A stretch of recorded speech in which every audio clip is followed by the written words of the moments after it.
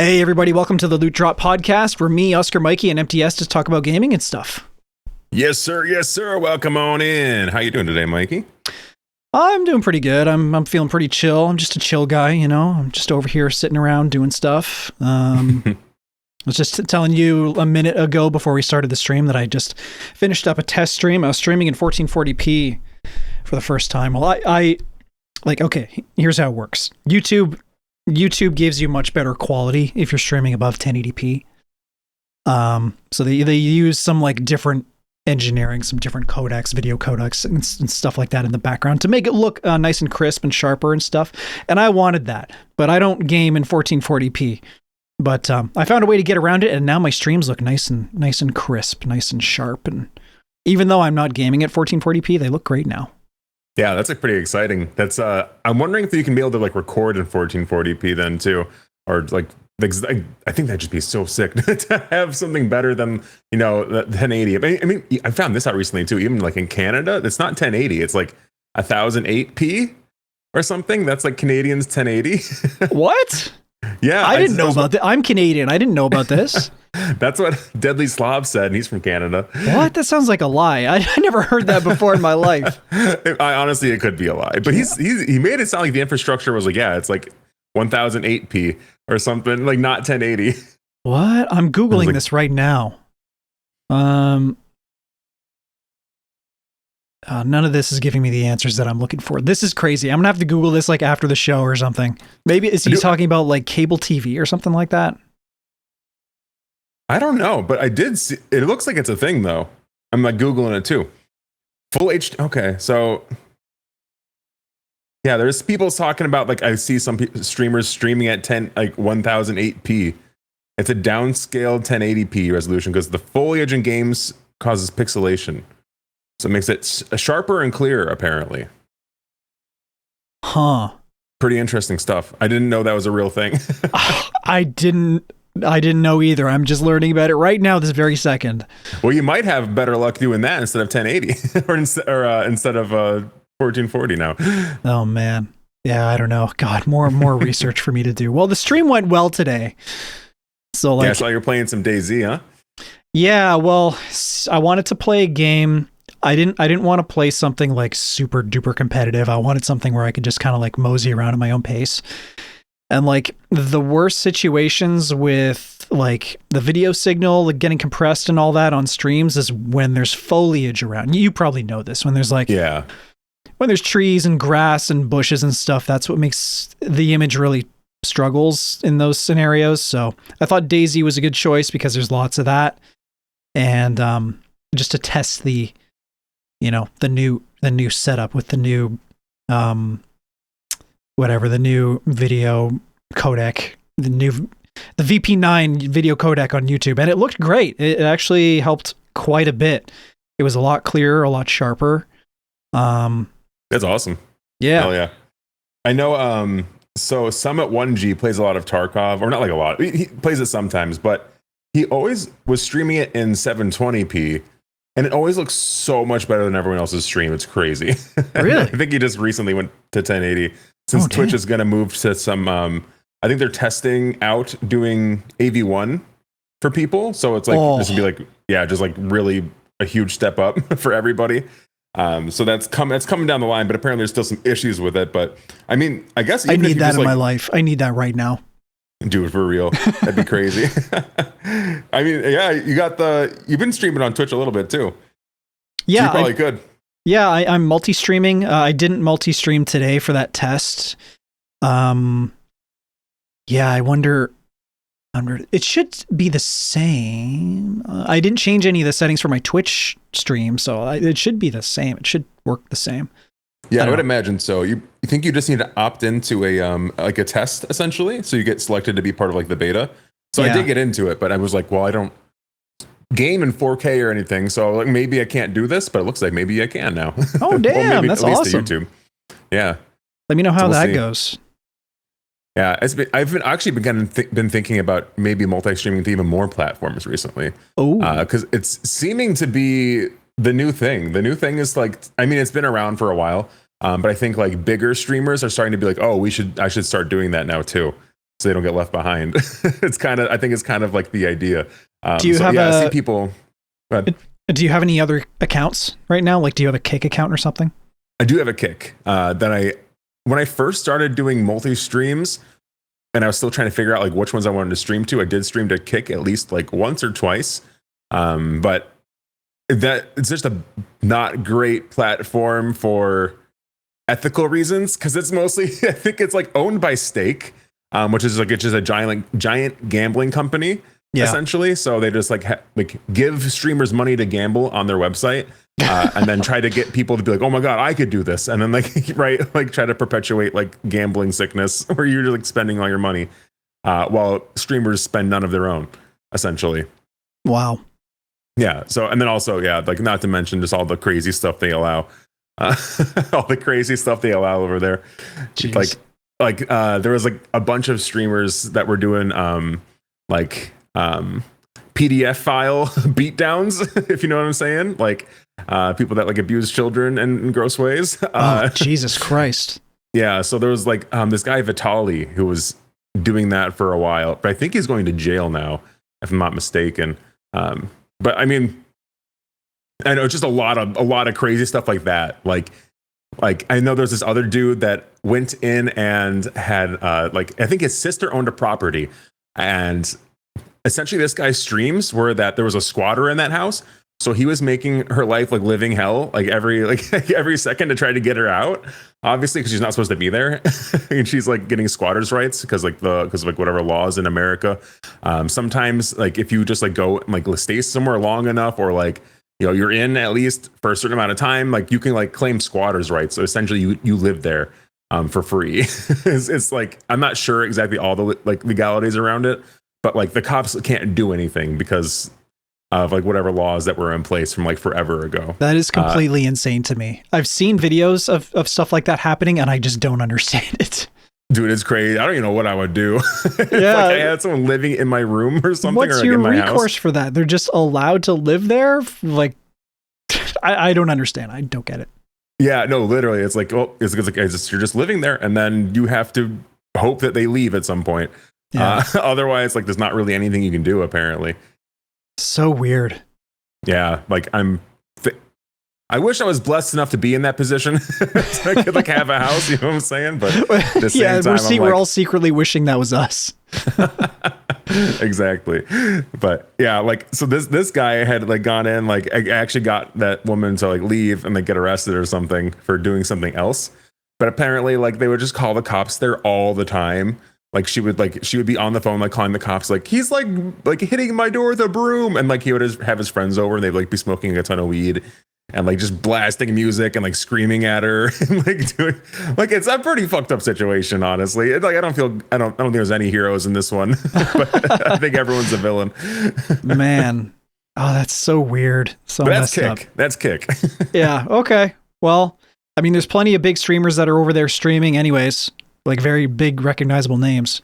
That is true. Yeah. I mean, they do pay a bag and a half to streamers that are willing to just like go over there and be kind of exclusive. Like I know another streamer I watch, Bodhi.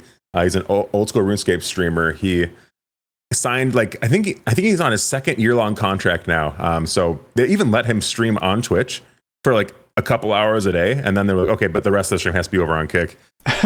So he's like, I'm going to the green platform, boys. Man, some of these contracts, some of these deals, like not just in streaming, but like everywhere else, these like exclusivity deals and stuff.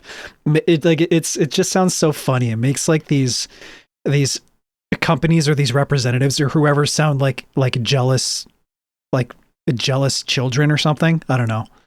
Yeah, no, he's mine. He's only with me. He can't be with you. I mean, that's the way it used to be, like for a long time. Like I'm sure you remember, but like there was like, at the time it was like only like just in TV, and then that became Twitch.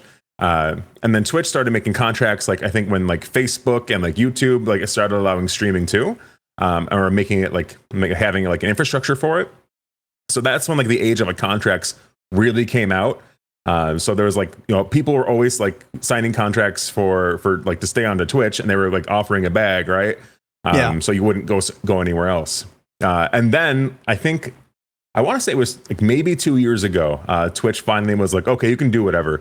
Like you can stream on any platform you want to. So there was actually like a ton of creators that were still in contracts with Twitch, like long-term contracts, and they couldn't get out of them.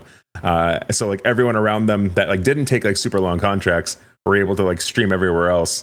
So like, yeah. So I think like a lot of those are expiring now or have expired at this point. So I think that's why like there's been a lot more people going in and like really digging into multi-streaming a little bit.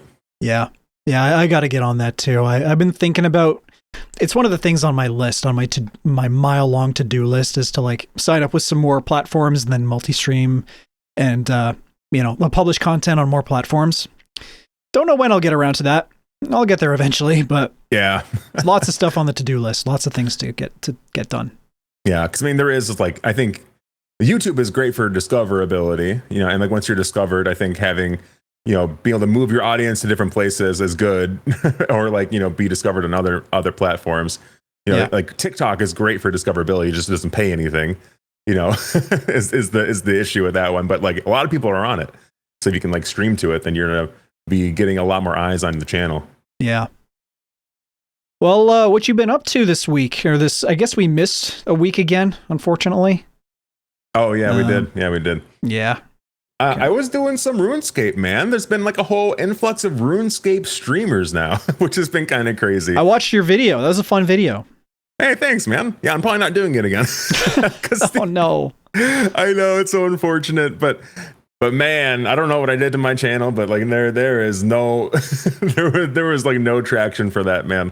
There was one guy in the comments who was like, "I'm so happy this is back." I know. I was like, "Sorry, man. I don't think it's coming back." I don't think it's coming back. Yeah, it's sitting at a pretty lonely 121 views. Oh no. And then the next day I posted or a few days later I posted like, it's a blacksmithing game, and it's like 1,500 views right now. I'm like, well, one took me 50 hours, one took me like 30 minutes. So I mean, what are we gonna do? Exactly. God, like I've done things in the past for my videos. Like I've put a lot of time and like concentration into big edits, and then like the next week I'll do a video that I basically just record and upload with very little editing, and it does way better. So yeah, it's it's a constant battle of like weighing those pros and cons, those benefits, and like trying to manage your time, but you can never really tell like you think like you put more into one thing and it'll do better, but that's not how it works. No, not at all. It's literally the things that you put the most time into and you're like, this will do great. They do nothing. And then you're like, this one's kind of like whatever. And then that one blows up. Yeah. That's weird. Life. Every post is a lottery ticket, man. Yeah. Every time. It's kind of weird. Yeah. But I wanted to talk about a couple of things I've seen in the news. Maybe you can help me understand. I mean, one of them, I kind of know what's going on. It's like just kind of this legal thing going on between a game developer and their parent company and publisher. But I also wanted to ask you about the Pirate Software thing that's going on. Do you know all the drama that's happening with Pirate Software right now? I saw a little bit of it. I don't really keep in with like too much of that drama, but I know that I think there's a company called Stop Killing Games. If that's the current, he's been in a lot of drama recently. Yeah, like he keeps getting like dragged through the mud. There's that. So what is it called? It's a like they're looking for signatures for this thing called Stop Killing Games. It's an initiative that's supposed to help like preserve old games. Like when game developers want to take them down and stop supporting them after a long amount of time, gamers want to be able to hold on to those games for like historical purposes, so that and keep them alive basically, so that people can revisit them and still be able to play them instead of them just dying outright. Yeah. I mean, that sounds like a good idea. Yeah. I don't see anything wrong with that. But I know that he doesn't like it for some reason. Yeah, he's against it. I'm going to be honest, I haven't really done a lot of research into this, but I think the basic thing is that he is against it and everybody's pissed off at him for it. Yeah, you'd think, well, it's probably because he's a developer as well, right? Maybe like he's like, I don't want to have to like make legacy content or like make it like make it stand the test of time for forever if I don't feel like it. I guess I'm not sure if it takes extra work or not, or if you're like, okay, now I'm like host. If I make a game and it has like multiplayer, does it need to have like servers up 24/7 because I made this game one time, or like I don't know. I'm not sure. I don't know anything about it either. Honestly, I'm just like taking some guesses. But I did. It's actually kind of funny. I did see. There's this other guy called Coding Jesus on YouTube, which I've been getting a lot of. My YouTube algorithm thinks I'm really into the drama, even though I don't watch any of those videos. Really. But like, there's another guy, and like I always see the thumbnails. It's like, I looked inside of Pirate Software's code. It's worse than you think. Like, because I guess he has like this like I think Pirate Software has like a giant like track record of like doing a ton of crazy things, like with the amount of like coding has taken him like in a lot of really cool directions before. I think he did like cybersecurity. He worked for WoW, or for Blizzard doing WoW, I think. Yeah, and stuff like that. And then he like also makes his own games, but. I'm not. I kind of went off on a tangent, but I think getting back to what you were talking about. I typed it. I asked ChatGPT about it really quick, and it gave me a whole freaking summary. It actually broke it down, and then it gave me a summary. These are the bullet points. I'm just going to read it out to you. Yeah. In short, Pirate Software's rejection boils down to three main arguments. Argument number one: Stop Killing Games' current wording is overly vague and has undefined scope. Number two, it would impose massive technical and financial burdens, especially on smaller studios. And number three, implementation may stifle innovation and limit future game models, particularly live services. Okay, so it's kind of what I was thinking. It's just like trying to maintain that for forever. Yeah, is a lot of extra work. Yeah. So you have like, yeah, particularly with live services, these kinds of games that are online only, in particular. I mean, yeah. I always thought that the Stop Killing Games thing was like a game preservation is a little bit different than like maintaining a live service game long term. I think yeah. when people say game preservation, they mean more like keeping the assets alive and accessible for the community. Maybe not necessarily like playable. You know what I mean? Right. Like if I played Call of Duty 1, 20 years ago, I'm not expecting to be able to play it with anyone else right now. If I booted it up, right? Like the online component would be broken, but you'd still be able to boot it up and play the single player. Like I think there has to be like a statute of limitations. Like, hey, I spent like it's been up for this amount of time already. Like we're good. Or like we dropped like player base, the player base drops below a certain percentage after a certain amount of time. Then you can like be like, okay, maybe we can call it there now because like it's had its life, Yeah. But preservation is very different in the fact where like you're just like I know there's like Runes. Actually, you keep bringing up RuneScape. Old school RuneScape has like a preserved model of the game from like 2007, I believe. I think it's like one of the first days that like RuneScape 2 came out.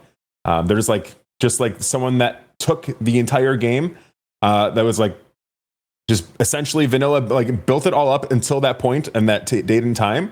And then they're going to keep going through and like making copies of it for every year to have all of those. Wow. And that's kind of cool. But like they do offer a thing where you can actually play it, but they're not making money off of it. Yeah. But it is like, that's like preservation to me. Yeah.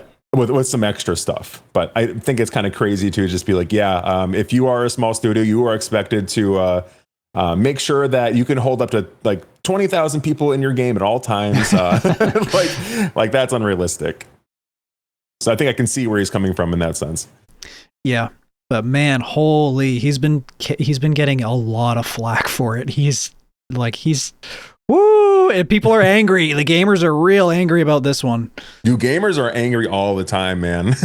But honestly, it's so funny to me too, because all of these like all the videos that I see are always like he's done, it's over, like he destroyed his career, and it's like no, he didn't. He's gonna be fine. That's just classic catastrophizing and rage baiting YouTube thumbnail type stuff. If Dr. Disrespect can get out of like all his shit, I think he'll be okay. I think he's still making just as much money as he was before. And just to be clear, I want to say I want this on record. I believe in game preservation. I don't want to be attacked. I don't want to sound like I'm like defending Pirate Software or anything. I disagree. I want to destroy all games. Get him! Everybody get the pitchforks. He's right there. Attack the fish man. Attack the yeah, and see this is a classic rage baiting. So I this is my new tactic for getting ahead in content creation. I just say the opposite. I say the opposit. I'm pulling a bit of an Asmongold. Just being controversial for no reason. Just do another RuneScape video and then make the thumbnail really like just I don't know, just really clickbaity. Same with the title. Dude, I was thinking I might just like might get rid of the limitations on that account and just play it like a normal Iron Man or something. If like I don't see any reason not to if I'm pulling 120 views. That was crazy to me. Wow. Well, what you been playing recently? Got any cool games on the docket besides RuneScape? Not really. I've been having a bit of a tough time finding out what I want to play recently. I think I'm kind of so I think the biggest problem with my channel is like I think I suffer like a bit of an identity crisis of like what I want to do with it. So I'm always kind of flip-flopping. Some days I'm like, it's all variety. And then sometimes I'm like, well, now it's maybe not. Maybe I just stream, or maybe it's just like, now I'm going to do a series or something. Lately I did play one cool game, Esoteric Ebb. I got a new video for that one that just came out. It's actually pretty sick. Do you know Disco Elysium? I have that one in my library, but I haven't played it yet. Yeah, it's just like a CRPG, but it's like a medieval one. Honestly, it was like a lot of fun. Like you have, it's a very D&D in the way that you have different stats. You get like charisma, strength, like constitution, all these things, but they're all personified. So they talk to you like as you're like doing things in the world. So you're like one of them was like, you see a pile of apples on the ground, like you need to heal. So like, why don't you have an apple? So I was like, okay, I'll have an apple. And then I was like, I'm gonna eat all the apples. And then the Constitution was like, yeah, have another apple, man. Constitution, have another apple, dude. And then the last one was like, go on, apple boy, chug down another. Dude, it's actually really funny. And really, I thought it was like, I spent literally half an hour in one room, the room that I started in. And I was like, oh my God, I could get lost in this for hours. Like, it was so cool. Apple Boy? I highly recommend checking that out. I love that they called me Apple funny. Boy. Dude, it was hilarious. And it really brought me back to that Disco Elysium kind of style of writing. So I was like, oh man, like this, like literally just like medieval Disco Elysium. This is crazy cool. Oh, that makes me want to play Disco Elysium now. It makes me want to get into it. Dude, that'd be a great game for you to play. I think it's all voice acted now too, which is great because like that's a lot of reading. And that's kind of, I was getting fatigued from like the mere 30 minutes that I spent reading all the voices out loud for Esoteric Ebb. Yeah. I was like, oh my God, man, I can't imagine doing this for like an 8-hour day. I think I would like lose my mind. Speaking of games that don't get a lot of views on your channel, I played Arena Breakout Infinite. I thought that video would do better than it did, but it is what it is. I really like that game. I like on my own. I thought for a long time that this game sucks. It's stupid. It's got pay to win. It's not worth it. Tarkov is better. But I find myself gravitating towards that a little bit more than Tarkov these days. Oh, interesting. Yeah, it's it has a lot of quality of life things over Tarkov. It's got some jank, like Tarkov has its own jank. Arena Breakout Infinite has its own jank in some similar ways and some different ways also. But yeah, it makes the experience of just not necessarily the actual gameplay itself, like going in and looting and extracting, that's all pretty similar. But like quality of life things with menus in particular is the first thing that I think of. Makes all of that better. It's easier to make money. There's more options for you to get gear and make money in that game. Like there's gear tickets and then there's also scav runs as well. So that's nice for people like me who have a skill issue with these kinds of games. There's like a compass on screen and you can see there's a lot more HUD elements that keep you up to date on your character's status, which you may like that, you may dislike that depending on how hardcore you want to go. I like it actually. I thought I wouldn't like it, but it's kind of it's good for me because again, skill issue. But yeah, I'm kind of surprised by how much I'm into that game. It's a lot of fun. And it's free Dude, to hell play, yeah. which is also really nice. Yeah, that is a nice thing about it. I do remember very vividly being like, oh my god, the quality of life in this game is insane compared to Tarkov. It's like so much Right? better. Yeah. And like I think they even give you warnings if you're gonna leave without like a certain piece of kit or like stuff like that too. Yeah. Like, so you're like, yeah. So you hey, don't you've just, got like, no meds. accidentally- You should go equip some meds. Yeah, like that's crazy cool. Like those are really cool stuff. I mean, and that like as Tarkov kind of comes to 1.0 here, like right now we're in the hardcore wipe at the time we're recording this. So the hardcore wipe like has I think it's gonna be the last wipe until actual like 1.0, and that'll also feature another wipe. But I'm curious to see if it's gonna keep its numbers up after that happens. Yeah. Do you know if they're going to wipe after 1.0? Are they going to keep the wipes up, or is it just going to stay? Oh, they have to. Like, if they don't, it's maybe that's gonna be like a stop killing games contender. I just don't know like, what the end game is. What, like, you know what I mean? I mean, apparently they're going to come out with like a whole story, like narrative with 1.0. I think they're doing that. Yeah, I think it's gonna release like a whole bunch of stuff. I think there's like a lot of content that's gonna come in. But I would be amazed if they didn't keep doing wipes, because that's their bread and butter. That's what, like, you see the influx of people that come in during wipes. It's crazy. Like, it's like almost like releasing a new game like every few months. Everybody knows wipe time is fun time. Everybody comes back for wipe time. Exactly. Even me. And honestly, that was like one of the things that I liked about just to also go off another tangent real quick about that Scum server that we're on. They do wipes every 3 months too. Oh damn. Yeah, so it's kind of neat. We got to get back in. Dude, yeah. I'm super down. I was looking at you play some DayZ. I was like, man, you need to teach me how to play some DayZ, man. I've played like a lot of it, but I've never gotten anywhere. That's why I kind of hated playing it. Well, like, I haven't really gotten anywhere either. I'm learning the basics. Right now I'm trying to deal with how to avoid getting sick. And it's the last couple of times I played that game, I've gotten sick both times, and it's screwed me over. It seems like, I don't know, man, you get sick in that game and it's all over. You might as well just kill yourself in the game and respawn. Yeah. Because like, man, it's a slow and painful death, and it doesn't leave you. I mean, it probably does after a long while. But when you're sick, if you eat too much, you vomit. And then you lose your hydration, and your health is constantly going down, and it never goes away. It just sticks with you. And you can get meds to counteract that, which you can find at like hospitals, for example. I went to 2 hospitals. I went to a hospital in the one, like during the one stream, and then I went to a hospital today. I got sick today when I was playing DayZ. Nothing. No meds, no antibiotics, nothing. Yeah, that sounds like my DayZ experience completely.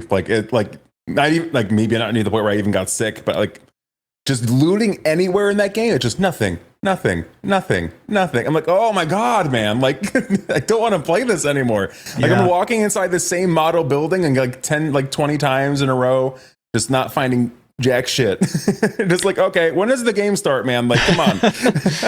a lot of the early game is it relies on you like crafting things for sure. Like chat was helping me along and like telling me, oh, you got to do this now. You got to combine these items and you got to use this and da da da da da. And like I know how to fish now. I know how to start fires and cook. So that's really helping me out. Dude, okay, yeah, we'll have to get in there and play it. Cause like, I have a bunch of the DLCs. So I don't know if I have any of the DLCs. I think I just have the base game. Yeah, all the DLCs are just maps. Yeah. But I think they have some different stuff within them. If I'm not mistaken. I know there's also like, whatever, depending what server you play on, just like Scum, they can have different rules and stuff like that too. Yeah. So they were telling I think me there's something out there for everybody. Yeah, I was just playing on official servers. Chat was telling me to check out some of the community servers because some of them are really good. Yeah, honestly, just getting anything that like boosts the loot a little bit, I think it's huge. I think it's massive. Yes, more antibiotics, please. More antibiotics, just like on the ground and on zombies and stuff. I need that. Dude, literally, like, and that's what one of the reasons that I just turn off, or like whenever I play like Project Zomboid, I'll just like make sure that if I get a bite that would end up killing me, it just kills me outright because I don't want to like draw it out and like spend like another like 3 hours. There's no like, point waffling around for no reason at all. Yeah, there's no point. Right. Stuff like that. Yeah. I did play. So yesterday, me and Daedrid, we played some Misery. Yeah, how did that go? It wasn't great. It was Oh, really no. disappointing. I think I you thought it dodged looked a pretty bullet. cool. It looks like a Stalker demake or something. Yeah, no, that's kind of what it was. But it was like multiplayer. They had some confusing language in there because they kind of slated it to be a bit like Lethal Company, which it wasn't. Oh. And actually, the artist from the game joined the stream.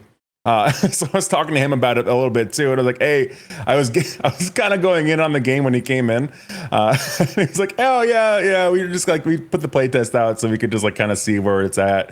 And I was like, it's got to go in the oven, dude. Like you gotta take it out of the frying pan, put it right in the oven right now. Oh, Like this man. wasn't ready to ship. Like He I think me and roasted Daedra- his game, huh?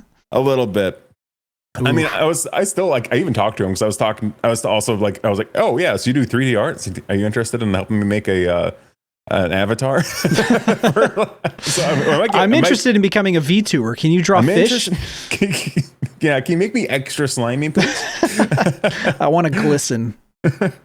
Yeah, so I mean, we might get that out of it, but the game did look pretty cool, like from the like little cinematic stuff that they had. Yeah. So I think it could be pretty sick.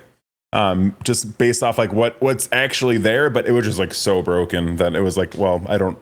There was also just very little direction on like what I was like trying to achieve because I thought it was going to be like meeting quotas for stuff because they were like it's like Lethal Company. I was like, no, it's not. No, it is not. If you're gonna say it's like Lethal Company, that like immediately means there's quotas and like stuff like that.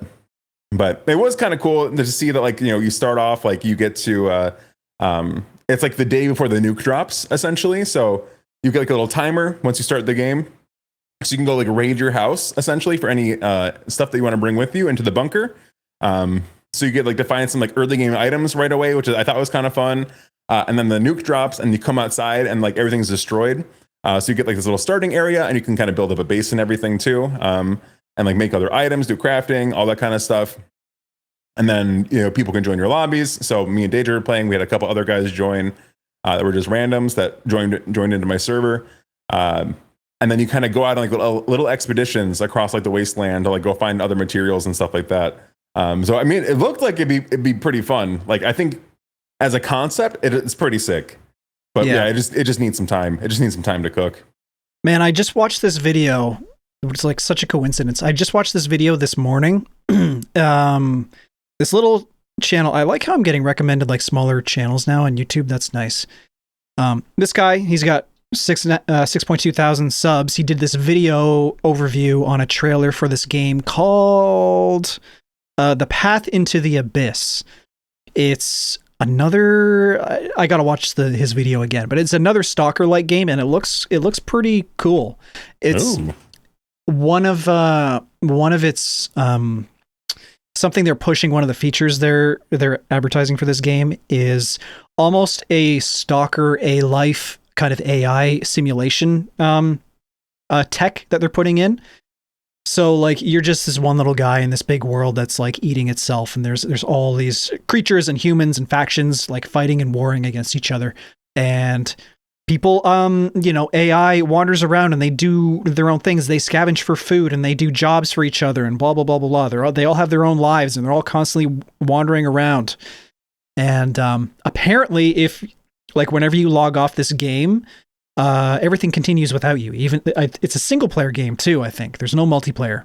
Oh, interesting. Or at least no online. But when you log off, the game, like when you boot it back up, the game simulates a bunch of things that have happened in your absence. Huh. Which I thought was really interesting. Neat. I'll send you the link to the trailer. I'm actually watching it right now. Oh, nice. Yeah, I just pulled up on Steam. Yeah, this guy's video. Shout out Jakey Pants.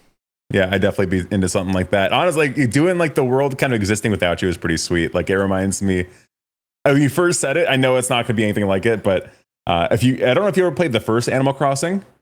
No. So in that game, it was on the GameCube. So this is like obviously forever ago. Oh, GameCube, my beloved. I love. Oh man, we gotta play some Soul Calibur someday. You ever play any F-Zero GX? Oh man. No, I haven't actually. No. Oh, F-Zero GX, so good. What is that? It's a racing game. Oh, okay. Captain Falcon.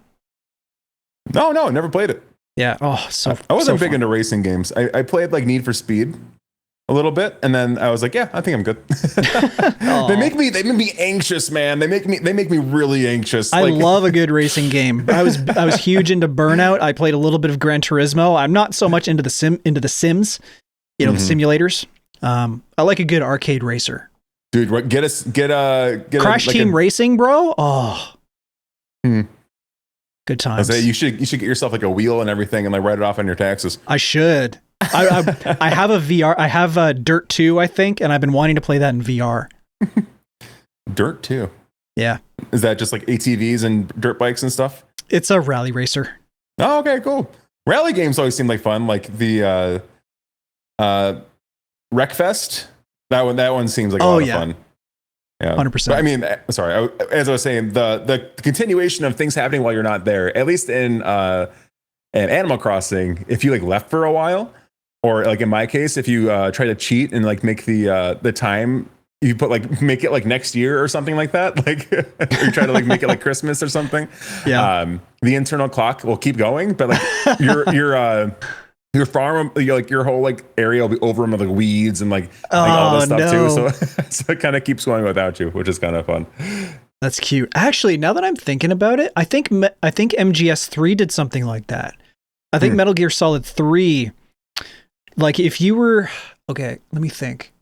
Yeah, I think if you got food, if you killed some animals for food or something in MGS3, if you left it for too long, like if you left the game for too long, you shut it down and you went off and you did life stuff and you came back after like 2 weeks or something, the food that you got in your save would be rotten when you come back. Brutal. That sucks. Yeah. So cool. Yeah. I love features like that. Yeah. It's always kind of funny to like see people like developers like kind of breaking the fourth wall a little bit. Like, hey, you weren't playing and I knew it. You've been slacking. Now you got to start your farm all over again, bitch. Dude, there's another game I'm very excited for, which I think I've already told you about. I don't know if we were talking about it on the podcast at all. Beta Decay. Yeah, I think we're getting close. I'm really hyped for that one. I'm ready.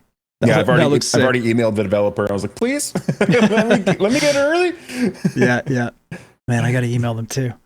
Yeah, I definitely would recommend it. I know. It's like I almost sent him a message today. I was like, I don't want to do that. Since I'm in his Discord. But yeah, that game is gonna look sick. That like it's looking so cool. Yeah. That kind of reminds me. That might be my main game. I might be waiting for that. It kind of reminds me of Forever Winter a little bit.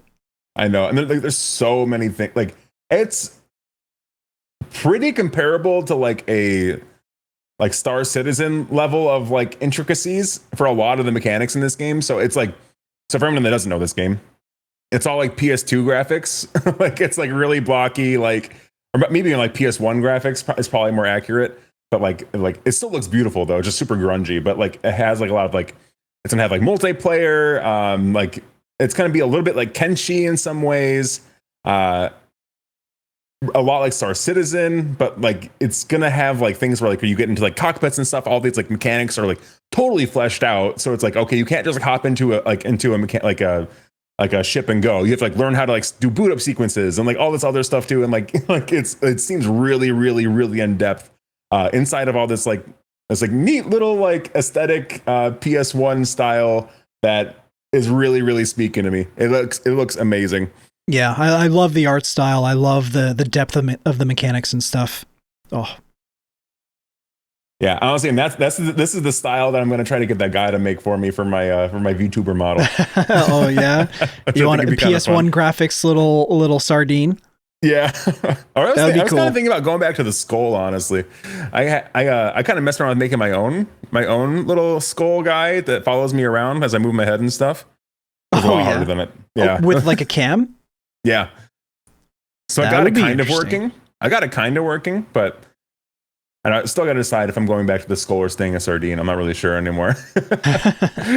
I make too many decisions. I support your decision, whatever you decide. Yeah, I think the skull is more on brand for who I am. But I do like the sardine. I think the sardine's cute, but I don't think any of my audience cares about cute so much. So I'm not like playing Stardew Valley or anything. So maybe it's not a great fit. Yeah. Well, speaking of cute, I actually finally played Sulphur. I put the video out. Oh yeah. Like early this week or maybe last week, late last week. It's a really fun. I can't believe I missed out on that. I remember when you did your video, and that was a while back. That was back when it first released, I think. Yeah, I think I had like early access to it at some point. Yeah. But I feel like such an idiot for missing out on that because it's a great game. It's a great roguelike.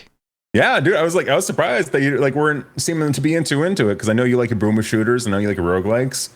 Well, like, just it's got all the pieces. The I don't know, for some reason the looks of it, the style of it kind of threw me for a loop and kind of pushed me away for whatever reason, but I decided to check it out, and man, I'm glad I did. I'm glad I'm mad at myself for missing out on it for so long, but it's a great game. It's like it's just really fun and like endearing, and the art style is actually really cute, and yeah, it's very like Adventure Time focus. I think that's what I think I might have even called it like Adventure Time boomer shooter or something. Yeah, in my title, because like I was like, yeah, this is sick. Yeah, the weapons are cool, and you can upgrade your weapons with oils and things like that to give them different kinds of buffs. The enemies are cute, and there's all kinds of crazy items you can find. Some like weird stuff too. Like you can find spaghetti, and, like in caves, and eat that. Yeah, it's really cool, man. I can highly recommend it. If anybody out there's looking for a roguelite, the basic gameplay loop is that a witch destroys your church, and you're the preacher of the church, and you're trying to hunt down the witch, and the witch flew into this cave, and the cave is multi-level. So you go into the cave and you go level by level. You wipe out the enemies or beat the boss or whatever on one level, and then you transition down to the next level and just repeat until you either die or you want to leave. And then you can bring all your gear back, upgrade, etc., etc. You guys know the roguelite loop. You go back in with better gear, and it's actually a lot of fun. Yeah, I know I had a good time with it at the very least. I didn't play too much of it. I didn't get like super far into it. Obviously, my videos are like 45 minutes at the most, so that's probably as far as I got. Yeah. How much did you end up playing? I played for, I think my original recording was like a couple hours, and then I played a little bit after that.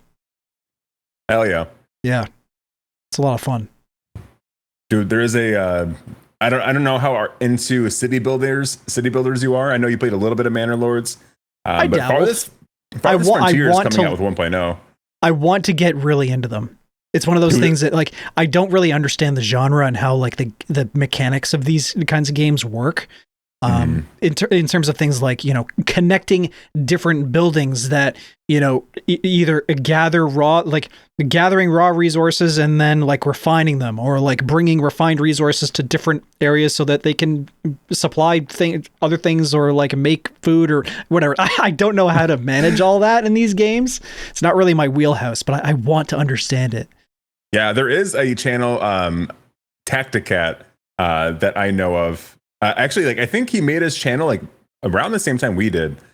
He's already like, I think he's cruising at like 50K subs now, because he explains all that kind of. He has the mind for it. I'm not sure how he figures all this stuff out, but he understands very in depth like every single like city builder that he plays, like all the mechanics that go into like doing all of those like I guess lines between like raw to cooked to like I harvested here, it goes here, and therefore it can get distributed here, and here's exactly how much you need of this to make it work for how many, like your population. Like he's really good at like figuring out all the logistics of all that kind of stuff. That's great. It's like, yeah, it's crazy impressive. I'm like, oh my god, brother, I could never. Yeah, I can't do that. I'm just some dumbass that likes to click on heads. Yeah, buddy. Head clicker gang. That's my wheelhouse. Yeah, I wish I could just get all that, just understand all that stuff right away. I mean, honestly, for some games, it's not too bad. You just like play around a little bit, and then yeah, you know, it's just like putting some time in and like, okay, yeah. The UI element that I needed to enable was here in this submenu that I didn't notice before, you know? Yeah. Well, at the very least, you could just watch a guide. I could, yeah. I've watched a couple of Manor Lords guides. I do still really like Manor Lords, and I want to just get back to that and play it a little bit, maybe on my own time. Still got to that's a understand that game. great chill game. Just like kind of play like by yourself. Chill. The city building in that is chill and nice, but then it's also got the combat mechanic if you want, like warring factions and stuff, which is really cool. Yeah. I remember being just like so impressed when I saw you could just walk around in your city. I was like, no one's done this before. That's crazy to me. It's sick. You can't do anything. It's like it's just basically a different camera angle, but it's still cool. I think there are plans to make it so that it's actually functional. You can actually do some stuff. Oh, really? Eventually. Yeah. That's sick. I would love to see that. Yeah, I'm not sure when that's going to be, though. It's already been a little over a year since early access came out. So it's not like super deep into it at the moment. I think his team is pretty small. They've had some decent content updates, and they're still working on it, right? Still doing stuff. Oh, they're definitely still working on it. I would be totally flabbergasted if he like just stopped working on this because it's going to be a great game. They updated it to UE5, I think. Oh, did they? Okay. I thought they did. Oh, yeah, I remember that. I remember that. Yeah. Oh. You did. They did. Okay. I definitely did. Yeah. Yeah. Awesome game. I'd love to go back into that. Yeah, kind of like how... actually, I think... shoot. I'm going to have a hard time remembering the name for just a second. Road to Vostok. Yes. Like just like how they did like the UE5 transition. I think they went from UE5 into Godot or Godot. So he's like totally rebuilt his game like by himself, like after it had been in development for like a few years already. Yeah, like, I'll just do it again. But I think that's coming out to early access pretty soon too. Damn, another one I have to check out soon. Dude, we're gonna be eating good for a while. Yeah, it's a lot of good things coming up for sure. And I think my whole channel might just be Road to Vostok and Beta Decay for like the next like few years. Wow. Do a bunch of guides for me. I need somebody to explain these games to me, man. Show me how to play them. Yeah, I'm also interested in like seeing what kind of like challenge runs I'll be able to do inside Beta Decay. Because I feel like it's gonna be like quite a bit like Kenshi, and like you can like really do some like crazy stuff in Kenshi. From what I've heard, that's like Kenshi is one of those games I still need to actually like play. I have it and I booted it up a few times and I immediately got like overwhelmed. I was like, what the hell is happening here? I don't understand any of this. And then I just like, okay, well, I'll come back later when I actually have some time to like figure it out. But Kenshi has always been one that I've like really, really wanted to play after watching Ambiguous Amphibian has like a torso only playthrough where he like starts off as like just like the torso of a man. Like just kind of limping, like waddling through the desert, and then you can like essentially get like body parts and like mechanical body parts become like a bit of like a cyborg essentially. And so he like made an army of like torso only people. I need to look into this game. I don't know what this is. I'm looking at it right now on Steam. Overwhelmingly positive reviews. Oh, dude, this is like one of the best games that's ever been made. Apparently, came out in 2018. Yeah, like oh my god. It's I think it's a must play. I think most gamers would probably agree. Wow. Damn. All right then. That being said, you probably want to check out a guide for it though, because I was lost immediately. Yeah, it looks complicated. It looks complex. Yeah, it's just a big old sandbox, and like that's like what I really like. Yeah. Sandbox games are always just so much fun. You just kind of do whatever the hell you want, and it all just still kind of works out somehow. Are you still interested in going back to Scum? Yeah, definitely. Yeah. Yeah. That's a game I would definitely come back to some more. Cool. I haven't played so much of it lately just because I've been finally getting some more demos back into the inbox here. So yeah, I can finally make content again. Yeah. But fair. Yeah, playing Scum was like a whole bunch of fun. I was playing that on my off time for a good amount of the time. Just like in the mornings I wake up like, oh my God, I gotta play some Scum right now. That explains why you had so much stuff. Not even like honestly, it's pretty embarrassing how little stuff I have for how much I've played. Well, compared to how far I made it, I didn't even make it past like the original, like the beginning, like surviving and crafting phase. I got ripped to shreds by bears and wolves and stuff. Yeah, like I do have the motorcycle, and that was a gift apparently, because like someone in the all chat was just like, hey, like I have a motorcycle, I'm selling it, and like and no one was like asking to buy it. And then eventually he was like, I'll just leave it here unlocked. So if anyone wants it, then come take it. And then some guy like was in a plane right next to me. He's like, dude, can you take me to this location? And he's like, yeah, sure. So he flew me over there. Holy. Got a free bike. Yeah. All right. Got a free bike out of it. Yeah. Sweet. And that changed the game completely. Yeah. The map is instead huge. of like having to walk. The map is so enormous. Big. It is so giant. Yeah. Like you could literally, like, if you had to walk from like one side to the other, it might take you like 5 hours. Yeah, absolutely. God, I died so many times. I respawned so many times, and I parachuted into like the PvP zone or an area that I just did not want to be in a lot of the time. And just running from there is painful. It is excruciating trying to get back to like the safe zone. Oh. Yeah, it's crazy. Like, and that's like part of the thing that I like the most about this game. Like over DayZ, just immediately is like you can kind of have like your base and like still a character if you die. Like it's not all gone, you know. Unlike if you were playing DayZ, it's like you die, and if you don't have teammates, you're just like that's it. that's pretty much it. Yeah, nothing you can really do. I understand that. Yeah, so you get like a little bit of progression. You get to kind of get attached to a character for a bit. And that's kind of why I felt like it felt a little bit more like Tarkov in a way too. Like, you know, so you can still kind of go on raids and stuff like that. And like, if you die, it's like, you can still respawn back at your bed. You're just missing your stuff now. Yeah. But like all your stats are pretty much intact. Have you been watching any TV or movies or anything? I know you're not a big movie guy, but I've been watching Downton Abbey again. Oh yes. Yeah.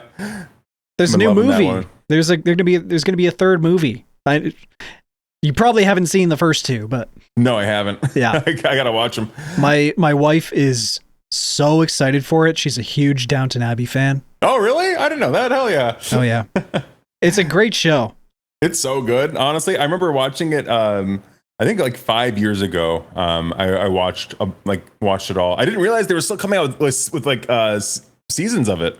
I think season 7's coming out at some point. Really? I thought the show was done. I thought they were just doing the movies now. I thought so too. Oh shit! Wait, I'm gonna Google. Is there going to be a season 7 of Downton Abbey? I gotta know. Yeah. Wow. It says there is. Well, okay. Well, I mean, this was from last year, like almost April 7th, 2024. What? Well, shit. I gotta tell Mrs. Mikey about this. She's gonna freak out. Dude, me and my girlfriend have been watching this. Like, she'll come over on Friday. We'll usually just like, I don't like subject her to Downton Abbey like the entire day, but on Saturday when we wake up, it's like we walk the dogs. I'm like, okay, let's go lay in bed and we're gonna watch this for like the next like 8 hours. Wow, is it definitely more of like a you thing than her thing? Oh yeah. I was the one that found this one forever ago, but she's hyped and she loves it now. she's like yelling at the TV. I'm like, I know, it's so good. Like yeah. I wouldn't really expect myself to like something like this. I felt the exact same way because it's like not really just masculine at all. Yeah, but honestly, like it's just a good watch, man. It's like it's always drama all the time. Yeah, like, very dramatic. 100%. Yeah, honestly, if you guys are watching this and you haven't seen Downton Abbey, give it a few episodes. I think you'll probably be like, okay, now I have to watch everything. Yeah, I gotta know like which one of the servants has a crush on one of the people upstairs and like who's having an affair with who and all the drama. It's great. Dude, yeah, it's so good. Yeah, I didn't know you guys were Downton Abbey heads over there, man. Oh, absolutely. Definitely Mrs. Mikey more than me, but I really enjoy the show too. Yeah, and honestly, it's hard for me to like recommend shows and things to people because I'm like I'm not a hard person to please when it comes to content. Yeah, I'm like it moves, haha, yay! Right? So my critical eye is not not the best for this type of thing. But I really really like this show. Yeah. Well, I'll just say it's not all like that silly drama stuff of like who's having sex with who and whatever, all that type of stuff. There's like some serious arcs, some stuff that happens with other characters that, develops them in interesting ways, and there's a lot of that stuff too, which is super interesting. Yeah, and it's all set kind of like in like the I think it begins in 1914. So you early 20th century. War I, yeah, which is a pretty crazy time to like see like kind of like this like, so it does take place like in I think England, right? Am I wrong when I say England? Yeah. Okay, so in England, and like you get to kind of see like how like the idle rich were living, and then like kind of see how like the times changed their whole entire household. So you get like the above, like upstairs people, like all the rich people, and like the downstairs people are all of like the servants and everything, and they both get like their own storylines and stuff like that too. And you kind of see them like interact with each other, and like how the times change and how it affects their lifestyles, and like people that are like willing to let go of it, and like people that are willing to progress. Pretty interesting. Yeah, like, pretty cool period piece. I've been watching Mayor of Kingstown. You ever heard of that? No, I have not. It's a TV show. They film it up here. Actually, they film it in Canada, and ironically, in a real life town called Kingston. Oh no shit! Yeah, which is a few hours east of Toronto. That's close by to where I live. Anyways, you gotta drop by there. Yeah, I've been there before. It's a nice little town. This show is about. It's basically it's about this town called Kingstown, and it's like what would happen. Like this town, it basically, a lot of it runs off of this economy that has been built up between like law enforcement and criminal elements. So like they do favors for each other, and the criminals on the outside pay the cops to get things for criminals on the inside, and it's like, so it's like a little like mafia-esque, like organized crime. It's like it's very widespread, and it's basically this like criminal economy has taken over the entire town. It's like a prison town. There's 3 prisons in it or something with a huge. That sounds cool. Yeah, this sounds sick. I'm gonna have to watch this next. It's Jeremy Renner is the main protagonist, and he's great. He's awesome. It's a very dark show, so if you're not into dark shows, man, it's there's some pretty violent stuff. Yeah, not for the faint-hearted, but I like it. It's pretty great. I have been watching this other show. I just started last on Tuesday with my girlfriend. So I don't know if you know Tim Robinson or like I Think You Should Leave, that show. I do, yeah. They have another he has another show with Sam Richardson, who also is in I Think You Should Leave too. But it's called Detroiters, and it is so damn funny. I was crying. I was crying laughing. I was like, man, I can't believe I didn't watch this before. But it is so damn good. It's from like 2017, I think. It's when it first aired. But it is like so good if you like comedy and like awkward humor. Hang on, what was it called again? Detroiters. It's going on the list. Dude, I like we were freaking hucking it up. Like yucking it up, dude. People tell me all the time that like the first season of The Office was really I tried to get into The Office, but a lot of it I found was like that really cringe humor, that really like secondhand embarrassing type humor. And people tell me all the time, it's like, oh, just get through the first season. It gets better after that. So I kind of find myself wanting to give it another chance, but I that's one reason why I could never get into The Office, because like I just cringe every time I watch it. It's so embarrassing, like these characters, the things they do and how they act. But, I mean, that's not really how this show is. Okay, the way you described it kind of made me think about that. This is way better than The Office, in my opinion. Already, oh, wow. Like, yeah, this is like leagues better. Hot take. I mean, I love The Office. I watch it every single year. Like, I watch it like from beginning to end every single year. Like, because that's like one of my comfort shows. I'm like, yeah, man. I'm like, when it's getting a little like, I don't know if it like you have this like, but I have like shows for seasons and stuff like that. So like during like the fall, I'm gonna watch like Seinfeld. I'm gonna watch like Friends, and then like when it gets cold outside, and it's getting like a little more wintry. Like then I start watching The Office, and I'll watch that. And like I feel like that's like one of those shows that, like it does. It is really funny, but it's like it can be painful to watch. Yeah. but this one, like it feels like just so good. Like, I can't even describe it well, but man, I definitely like if you watch like 2 episodes of Detroiters, you're like, yeah, I'm gonna watch the entire thing now. Oh wow. Okay. That's how I'm feeling. It's a pretty good endorsement. Maybe I'll have to check it out. But also, I love comedy. Like that's like my favorite thing. Yeah, I like comedy too. I like a good stand-up routine. When I was a kid, so have you ever heard of Just for Laughs? No, I haven't. I don't know if it's still I don't know why it wouldn't be. It was this comedy festival, Just for Laughs. Just for Laughs. I thought it was like Jessica Laughs or something. No, Just for Laughs. It was this comedy festival that went on in Montreal for a while. It may still be going. I'm not 100% sure.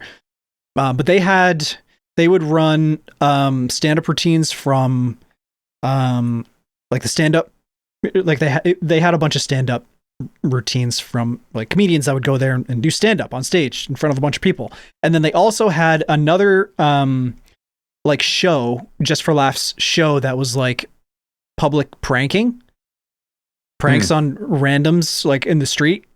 I can't really recall one of the pranks they would do, but just like picture like farting next to people on a like a park bench or something, like a loud slapping fart. Oh hell yeah! And like recording their reactions and stuff like that. And there's like whole like shorts channels that do that. Right? Yeah, that kind of stuff. But they did it way back in like the early 2000s, and I used to watch those all the time as a kid. So funny. Dude, I do remember growing up on like 2 of my favorite shows when I was growing up. Like these shows, like I would watch them and like no matter what time of night it was, I'd be like busting the gut downstairs, like when my parents were sleeping. Like, and like the first one, it's not like probably not like most inherently the funniest show ever, but America's Funniest Home Videos, man. Yes, classic. Dude, that show. Oh my god. Yeah. Everybody watched. I'd be dying. Seeing kids kind of get hurt is like really fucking funny. Yeah, that was like for a while there. That was like family fun time. Everybody gathers in the family room and watches. America's Funniest Home Videos on TV. Dude, so good. Yeah. And the other show was Whose Line Is It Anyway? Yes, I would watch that with my friends. I'd go over to my buddy's house and we'd watch that. Oh man, dude, making me nostalgic. Oh, shit, you're gonna make me cry for my childhood if you keep this up, dude. Like they just hit so hard, and like those are like shows like you can't really do them anymore. Like yeah, because it's all that shit. It's like already online. No one's sending in their best clips to AFV anymore, dude. Yeah, it's not happening. It's different now. Yeah. Yeah. And a lot of the shit they said on, I think, Whose Line Is It Anyway? Is probably not going to happen ever again, too. That wouldn't fly today. Yeah. Yeah. The Tropic Thunder scenario. Tropic Thunder situation. Tropic Thunder situation? What's that? Well, it's just like people say all the time now that you couldn't make Tropic Thunder today because Tropic Thunder had a lot of really like offensive humor in it. A lot of like, yeah, just a lot of like really edgy jokes, and you couldn't do it today. Like Robert Downey Jr. did Robert Downey Jr. basically did blackface in that movie. And, oh shit! Yeah, you can't be doing that, brother. Well, like that's why it was so funny. Like he was an actor in the movie Tropic Thunder. Robert Downey Jr. played an actor who was trying to get a role in this movie, but it was for a role of an African American dude. And he was a white guy in the movie. His character was white. So he basically God. So he did like a reverse White Chicks, right? Right. Yeah. Okay. for this movie inside of Tropic Thunder that he was auditioning for, he was a white guy who played a black guy.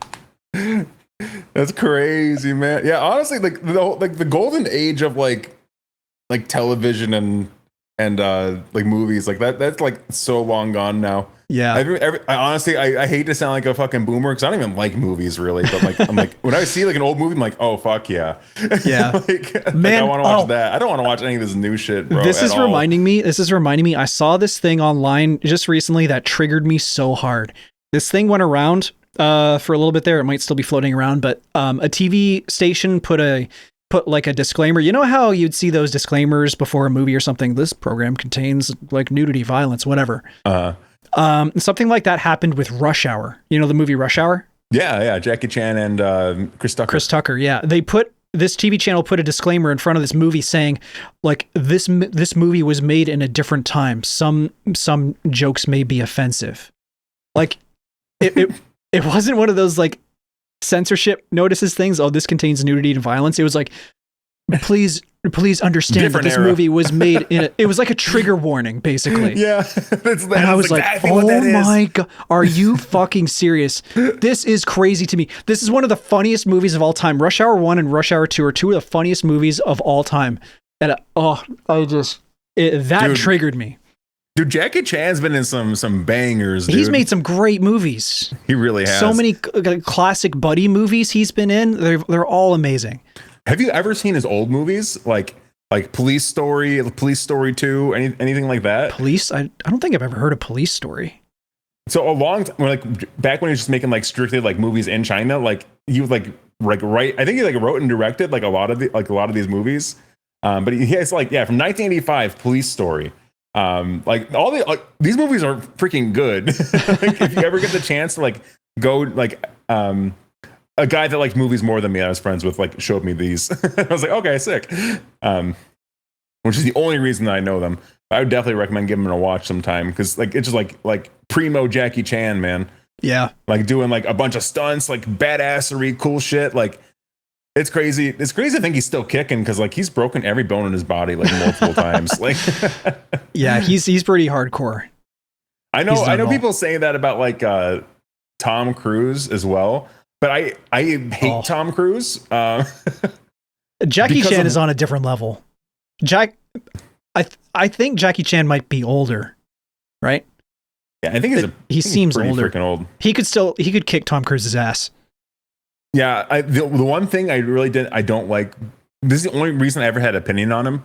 Because I don't like watch like movies, obviously, because I'm uncultured. But someone told me that they were stationed on some freighter ship or something like in the military, right? And Tom Cruise came on board. And apparently he stayed inside the ship, like for like whatever shoot he was on. He stayed inside his cabin the entire time, didn't come out and say hi to anybody or anything because they wouldn't bring him a waffle maker or something. And I was like, that is fucking crazy. That you're not gonna go say hi to the fucking troops that you're invading their space on, or anything, or like show any type of love at all. You're gonna be like this big of a bitch. That's literally right out of Tropic Thunder. What do you mean they didn't give you a TiVo? They didn't give you the TiVo is in your contract. What? What do you mean? Literally, dude. I was like, that is so fucking petty. Like, I can't believe you, man. I'm sure it gets boring when you're ultra famous to like have to go say hi to people. But like these are the boys. Come on, what are you doing? Like, if it's someone coming up to you for an autograph, like sure, I get it.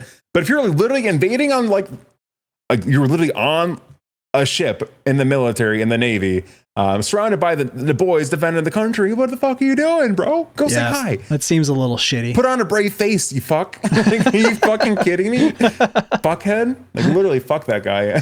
I will never watch another movie from that guy ever again. Holy, wow. That put such a bad taste in my mouth for him. I can never not think about that now. I'll make you feel a little bit better. The new Mission Impossible movies kind of suck ass. I don't think I've ever watched one of those either, honestly. The old ones are good. The new ones are terrible. Okay. Anyway, I got one more thing I want to ask you about. It's been big news, and my community would be pissed off at me if I didn't ask you this, if we didn't talk about this at least a little bit. Have you heard about the Subnautica 2? Stuff going on? Yeah, a little. I know a little bit about it. Not really enough to like make a stance or talk about it, but I think like from what I know, just to kind of give you like my download is just like I think they got messed. So like whoever the studio that makes Subnautica got like fucked over by the company that owns the studio. Yes. Right. Yep. Okay. So this is what happened. Okay.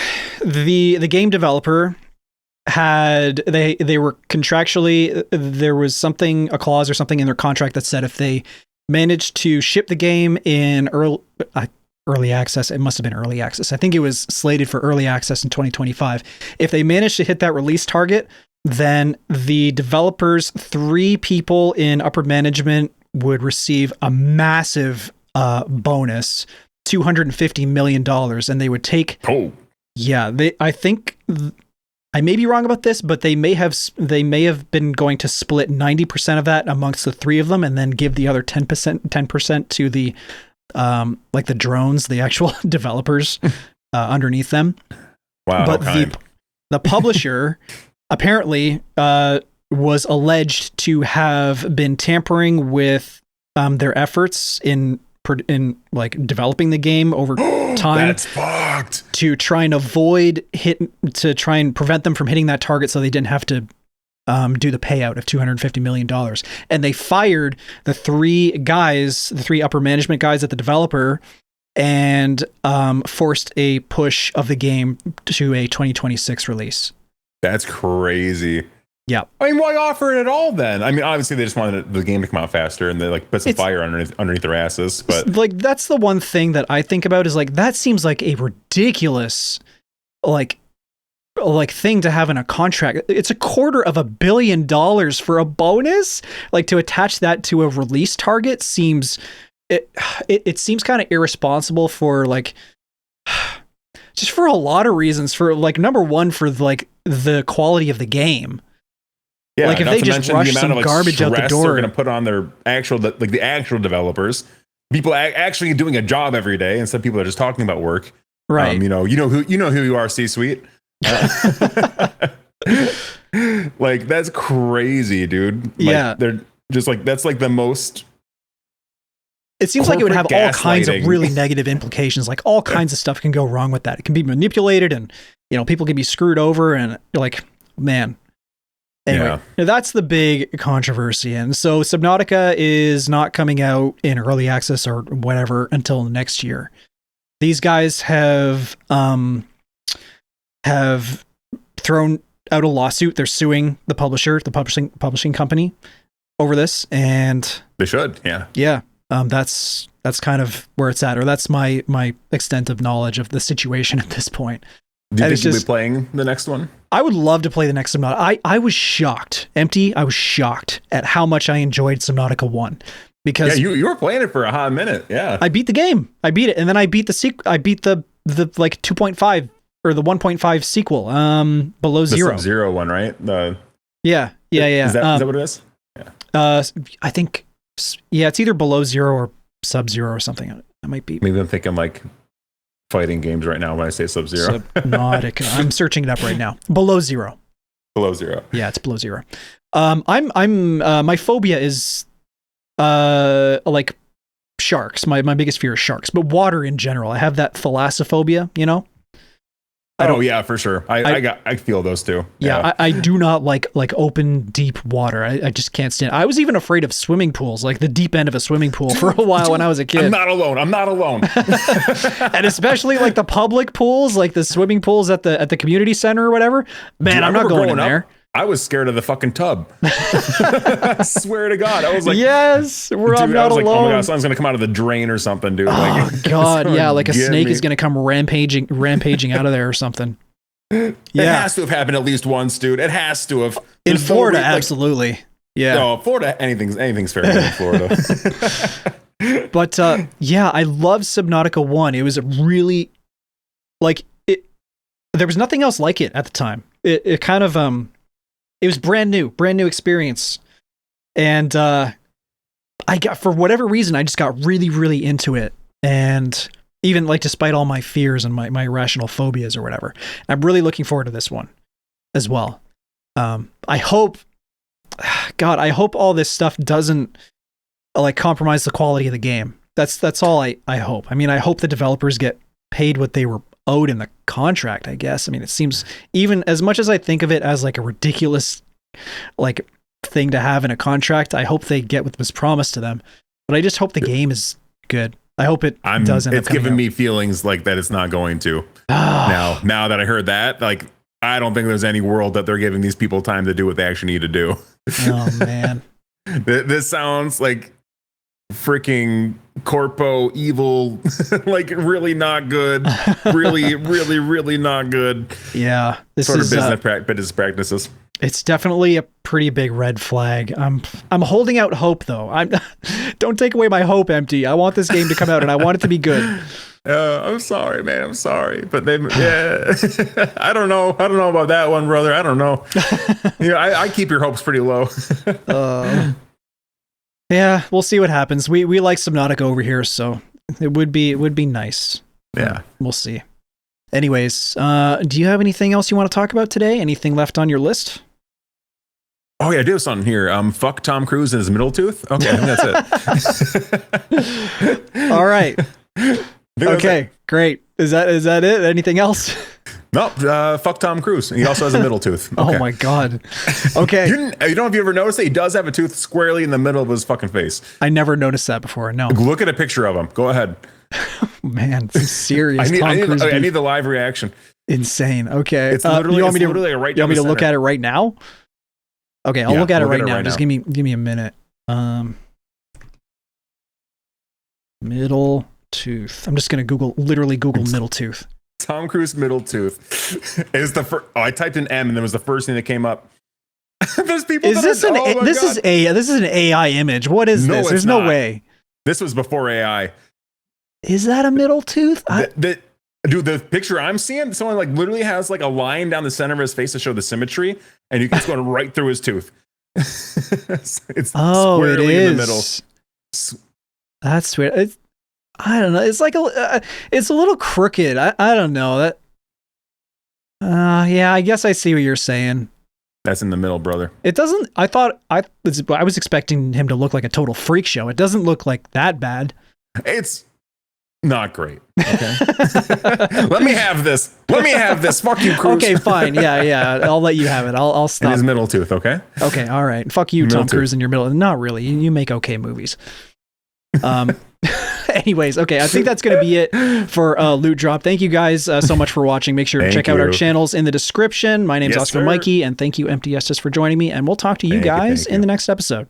Bye-bye. Bye-bye.